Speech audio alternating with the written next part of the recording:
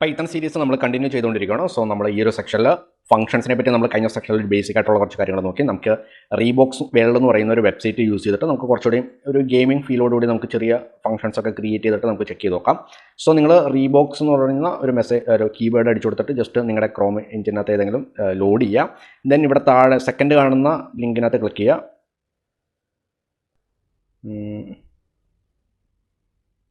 നിങ്ങൾ internet connect ചെയ്തിട്ടുണ്ടായിരിക്കണം. So നിങ്ങളുടെ ഇൻ്റർനെറ്റിൻ്റെ സ്പീഡൊക്കെ അനുസരിച്ച് ലോഡായിട്ട് വരും.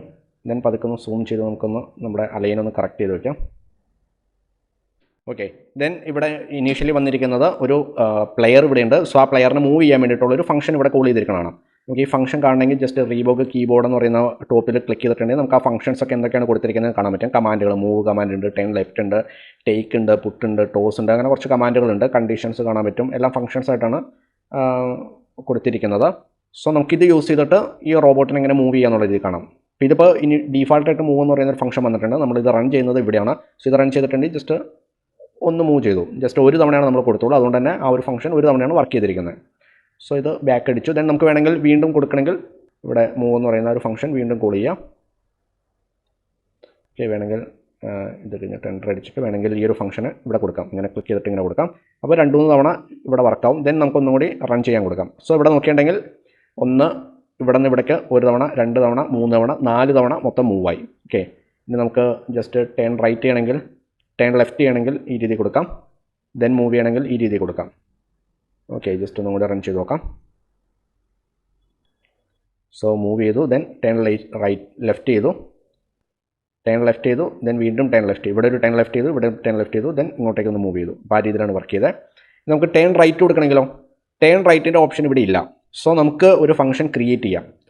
എന്നിട്ട് ടേൺ റൈറ്റ് ചെയ്യണമെങ്കിൽ എന്ത് ചെയ്യണം, നമുക്കിവിടെ 3 തവണ ടേൺ ലെഫ്റ്റ് ചെയ്തിട്ടുണ്ടെങ്കിൽ നമുക്കിവിടെ റൈറ്റ് ചെയ്യാൻ പറ്റും. അപ്പോൾ നമുക്കിവിടെ ഡിഫൈൻ ചെയ്ത് കൊടുക്കാം. സോ ഡിഫൈൻ നമുക്ക് ടേൺ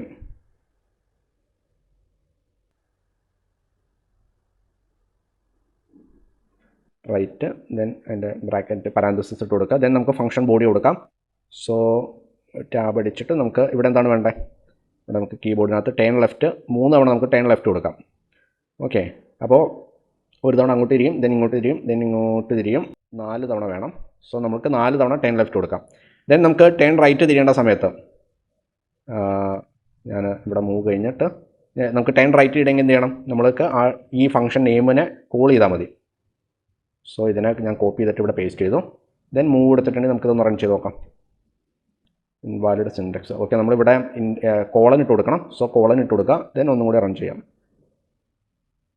ഓക്കെ, ഇപ്പോൾ നോക്കിയാണെങ്കിൽ ഗെയിം റൺ ചെയ്തു. ദെൻ റൈറ്റ് തിരിഞ്ഞിട്ട് മൊത്തത്തിലൊന്ന് കറങ്ങി തിരിയുക, യു ടേൺ എടുക്കുകയാണ് ചെയ്തത്. ഓക്കെ, നമുക്കിവിടെ നമുക്ക് മൂവ് ചെയ്തിട്ട് നമുക്ക് ഇടയ്ക്ക് ടേൺ ലെഫ്റ്റ് കൊടുക്കാം. അപ്പോൾ മേളിലേക്ക് കയറിപ്പോവും.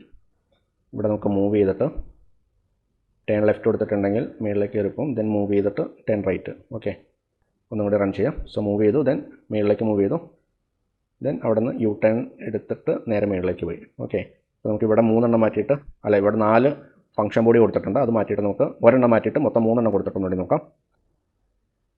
ഓക്കെ, ഇപ്പോൾ റൈറ്റ് സൈഡിലേക്ക് തിരിഞ്ഞിട്ടുണ്ട്.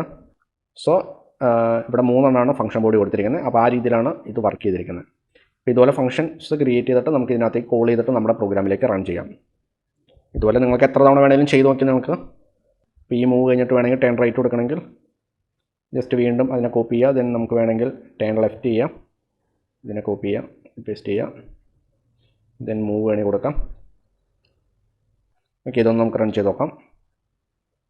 സോ ഇവിടെ പ്രോഗ്രാം നടക്കുന്നത് നമുക്ക് കാണാൻ പറ്റും. ഇവിടെ എക്സിക്യൂട്ട് ചെയ്യുന്ന മെത്തേഡ് എങ്ങനെയാണെന്ന് നമുക്ക് നോക്കിയിട്ടുണ്ടെങ്കിൽ കാണാൻ പറ്റും.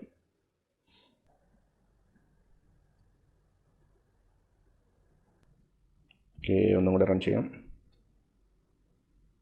സോ ഇവിടെ നോക്കേണ്ടത് എങ്ങനെയാണ് എക്സിക്യൂട്ട് ചെയ്യുന്നത്, നമുക്ക് ആ ഫംഗ്ഷൻസ് വർക്ക് ചെയ്യുന്ന മെത്തേഡ് നമുക്ക് നോക്കിയിട്ടുണ്ടെങ്കിൽ കാണാൻ പറ്റും.